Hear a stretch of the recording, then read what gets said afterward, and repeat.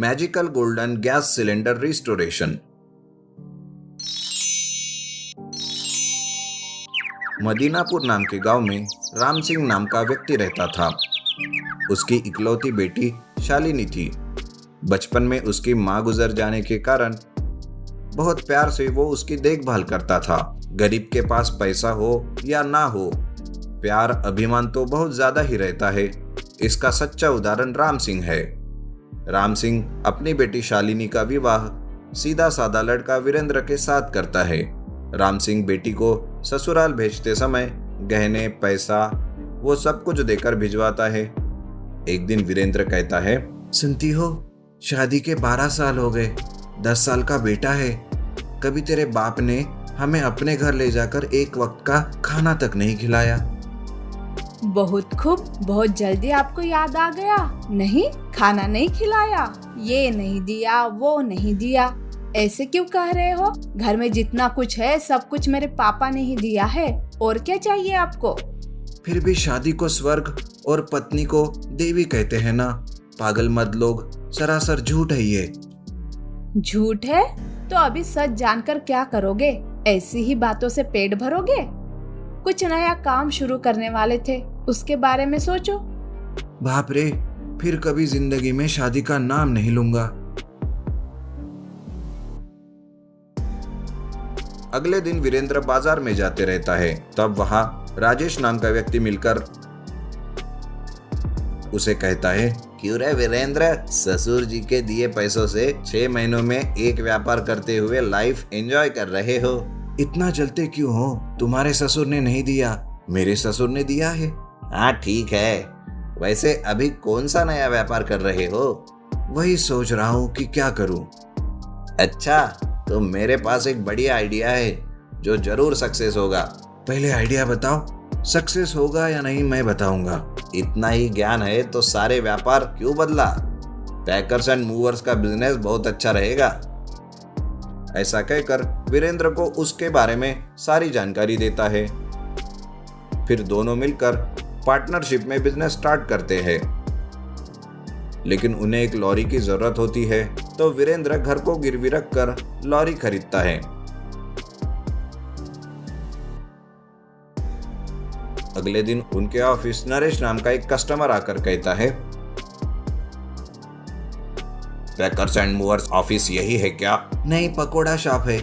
बोलो कितने किलो पकोड़ा चाहिए? अरे ये क्या, मैं तो करेक्ट एड्रेस पर ही आया था। फिर करेक्ट एड्रेस पर आकर उल्टा सवाल क्यों करते हो बेकार में? सिर्फ डबल क्लैरिफिकेशन के लिए पूछा था। अरे तुम्हारी क्लैरिटी ले गई तेल लेने। बताओ क्या काम है?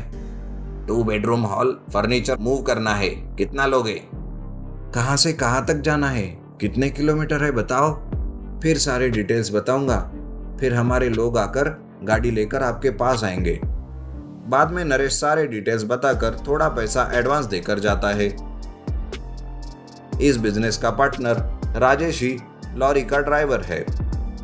अगले दिन फर्नीचर लेकर जा रहा था, तभी रास्ते में पुलिस रोक कर उसे कहती है, तुम्हारी गाड़ी का लाइसेंस और रजिस्ट्रेशन है? हमें समाचार मिला कि तुम रूल्स ब्रेक करके ड्राइव कर रहे हो। सर, कई बार आंखों देखा सच नहीं होता। सच कहा। अभी तुम्हारे पास सारे कागज है तो भी मैं नहीं मानूंगा। सर, आप तो महान ज्ञानी निकले। जरा मेरी बात तो सुनो सर, ये नई गाड़ी है, इसका लाइसेंस अभी तक नहीं आया।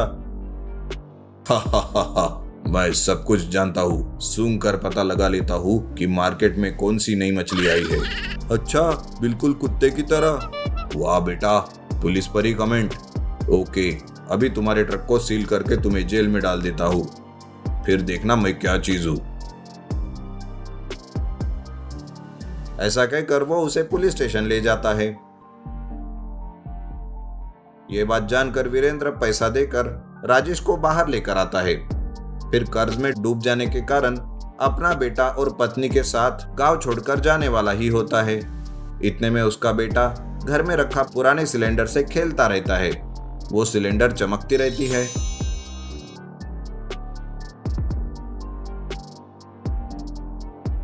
उसे क्लीन करके देखा तो उसको एक छोटा सा दरवाजा लगा रहता है। उसे ओपन करके देखा तो बहुत सारे सोने के सिक्के मिलते हैं। तब वीरेंद्र कहता है, बेकार में बूढ़े को क्या दिया कहकर ताने दे रहा था, जब दिया तो छप्पर फाड़ कर दिया। इस तरह वीरेंद्र बहुत पैसा कमाता है, फिर अपना घर, लॉरी और अपनी सारी जायदाद को वापस पाता है। इस कहानी को लाइक करें और अपने दोस्तों से शेयर करें। ऐसे बहुत सारी कहानियों के लिए हमारे चैनल को सब्सक्राइब करें। धन्यवाद। Giant chicken restaurant. वेंकटपुरा नाम गांव में विनय नाम का एक व्यक्ति रहता था। विनय मुर्गियों को पालकर उनसे मिले अंडों को शॉप में बेचकर अपना जीवन बिताते रहता है। एक दिन विनय अपने मन में इस तरह सोचता है, कब तक इस तरह अंडे बेचकर जीवन बिताता रहूंगा। मुझे कुछ ना कुछ व्यापार करके इससे भी ज्यादा पैसे कमाने होंगे। अगले दिन अपने पास के अंडे लेकर वो बेचने के लिए जाता है। वहां एक शॉप का ओनर उसे कहता है, क्यों विनय जी, अंडे क्या छोटे होते जा रहे हैं? मैं थोड़े ही अंडे दे रहा हूँ, जो अंडे मुर्गियां देती है वही बेचता हूँ। अच्छा, बात यह है कि अंडे का भाव बहुत गिर गया है, इसलिए पहले वाला रेट नहीं मिलेगा। अरे ऐसा क्यों सेठ जी? अभी लॉकडाउन के कारण मुर्गी के अंडों के अच्छे से ग्राहक आ रहे हैं, लेकिन आप कह रहे हो कि रेट कम हुआ। मैं सच कह रहा हूँ, रेट तो बहुत कम हो गया है। अगर आपको पसंद है तो दीजिए। विनय को कुछ समझ में नहीं आता, इसलिए वो कम रेट में ही अंडे बेचकर चला जाता है। उसी गांव में चलपति नाम का एक व्यक्ति का होटल बहुत कष्ट समय चल रहा था, इसलिए उसे बहुत खर्च भी हो गया था, जिस वजह से वो अपना होटल बेचना चाहता है। विनय पेपर में यह खबर देखकर सोचता है, अंडे का व्यापार छोड़कर होटल खरीद लूंगा तो बहुत अच्छा रहेगा। ऐसा सोचकर उसके पास के अंडे बेचने के बाद जो पैसे मिले वो लेकर वो चलपति के पास जाता है। विनय कहता है, चलपति जी, मैंने सुना है आप अपना होटल बेच रहे हो। हाँ, आपने सच सुना है।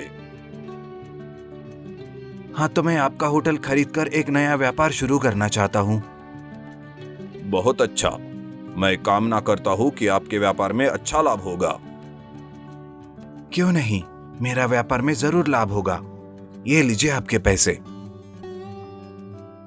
ये रहे होटल के रजिस्ट्रेशन के कागज। यहाँ हर एक दिन स्वामी जी आते हैं और उसके पास एक फूटी कौड़ी भी नहीं रहती, लेकिन वो बातें बहुत अच्छा करता है, इसलिए ऐसे लोग आपके नजदीक भी भटकने मत देना। ये बात सुनकर विनय कहता है, ठीक है, अभी आप बाहर जाएंगे तो मैं अंदर जाऊंगा। अगले दिन विनय होटल का व्यापार शुरू करता है। एक भी कस्टमर होटल में नहीं आता। इस तरह थोड़े दिन गुजरने के बाद एक स्वामी जी आता है, खाने के लिए खाना परोसता है, लेकिन स्वामी जी खाना खाकर बिना पैसे दिए वहां से जाने लगता है। विनय अपने मन में सोचता है, अरे ये क्या, बहुत दिनों बाद एक कस्टमर आया, वो भी खाकर बिना पैसे के ही चला जा रहा है। ऐसा ही चलता रहा तो मक्खियां मारने के अलावा मेरे पास कुछ और काम नहीं बचेगा। तभी वो स्वामी जी उसे कहते हैं, देखो बेटा, अपने मन में तुम पैसे मांगना चाहते हो, लेकिन तुम्हारी अच्छाई के कारण पैसे नहीं पूछे तुमने, लेकिन तुम्हारी चिंता मुझे समझ में आ गई। जी स्वामी जी, मैंने जो मन में सोचा आपको कैसे पता चला? आप सच में भगवत स्वरूप है। स्वामी जी विनय को एक मुर्गी का बच्चा देता है। इससे बहुत अच्छा होगा ऐसा कहकर विनय के हाथ में आते ही वो मुर्गी का बच्चा एक बड़ा जायंट मुर्गी बन जाता है।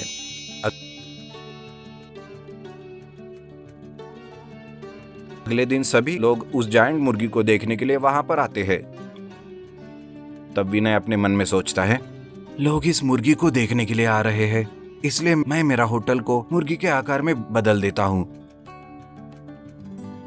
ऐसा सोचकर वो एक मुर्गी के रूप में बड़ा सा होटल बनाता है और उसके सीढ़ियां भी अंदर से रखवा देता है और इस होटल को जॉइंट चिकन रेस्टोरेंट के नाम से रखता है।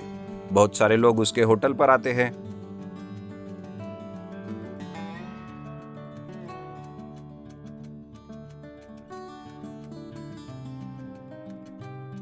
विनय अपने होटल में अच्छे अच्छे स्वादिष्ट चिकन के व्यंजन बनवाकर सर्व करता रहता है।